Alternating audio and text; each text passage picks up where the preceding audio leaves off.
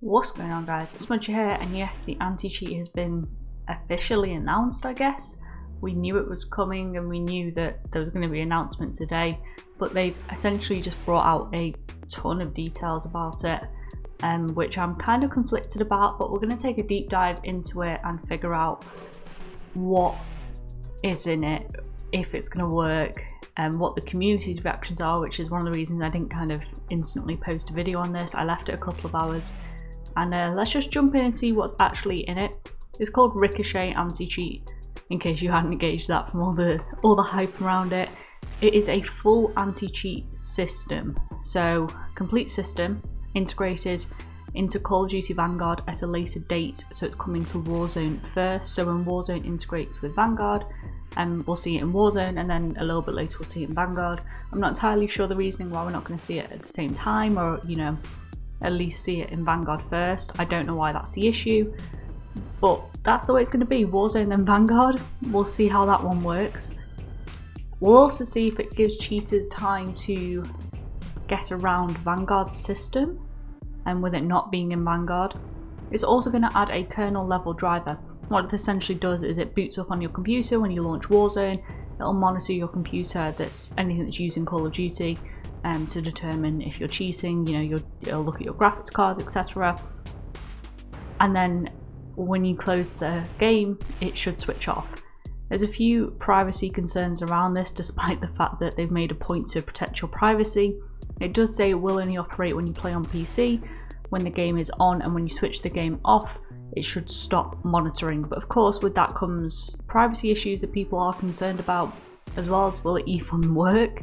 And they do also say that feedback and transparency are crucial, so they do ask you to please keep reporting cheaters, etc., as they sort of like roll that out. So it's an information collecting exercise, a data collecting exercise for them as well. When we do report cheaters, it lets their system kind of learn what a cheater looks like. But yeah, it's an interesting one. There's a lot of facets to it in terms of, is it going to work? Is not bringing it in with Vanguard's launch going to give cheat developers time to use it and abuse it? Is integrating it into Warzone then Vanguard going to bring issues in it? Is, you know, the kernel going to be as privacy secure as you think it is? There's a lot of issues. I actually personally don't think I'll have an issue with the kernel level driver. That's not a particular issue for me. You know, they collect data on so many other things. We're playing their game already, so, you know, that's not an issue for me, but I understand why it would be for some people. So it's a weird one in terms of we're going to have to wait until it's integrated, and that won't come until, you know, a couple of weeks after Vanguard launch to see if there's an actual decrease in cheating. The community's reaction, obviously pretty positive. A lot of people, you know, excited to see it, which is, you know, everything you kind of want to see. I did just want to draw a point to one leaker slash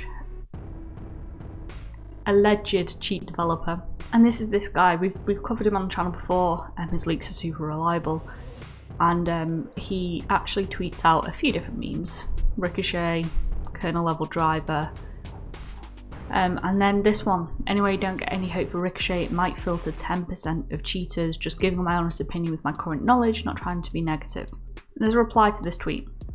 Already negative, hasn't even come out, chill dude. And Nanikos, another data miner leaker, says he makes cheats, he knows what he's on about.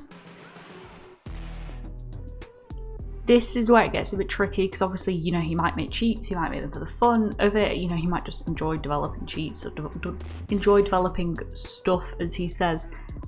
Either way, I don't doubt he has a far greater knowledge of what goes into anti-cheat and the cheats themselves. He seems very sure that it won't filter out that many cheaters. Obviously, he's just one guy, and a lot of bigger creators seem super stoked about that. Personally, I think we're going to fall somewhere in between the two. It's never going to be 100% success rate. It's not really possible.